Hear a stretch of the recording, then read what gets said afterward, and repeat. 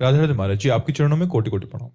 महाराज जी, एक काम क्या भला है? कोई इसकी इस पे विजय पाना चाहता है तो कैसे पाए? इसकी कोई कमजोर नस है क्या? हाँ, राम चिंतन।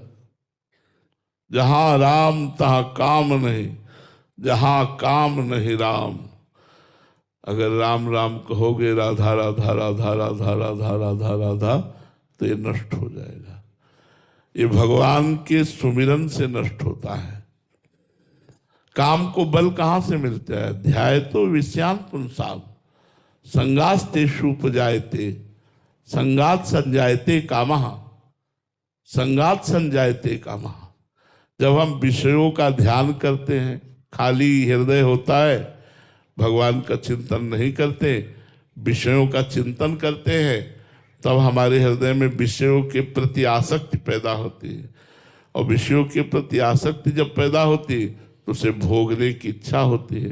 भोगने की इच्छा का नाम काम है। भोगने की इच्छा पूर्ण होने पर लोभ प्रवृत्ति पैदा होती है।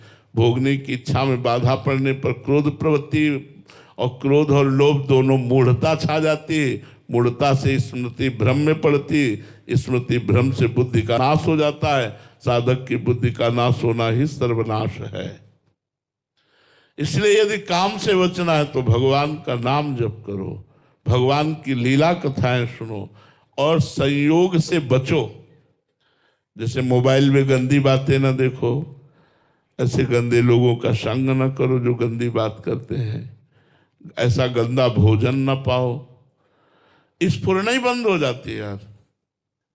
उसी हृदय को हमने देखा है काम से युक्त, और उसी हृदय को देखा है स्फुरना ही बंद हो जाती है।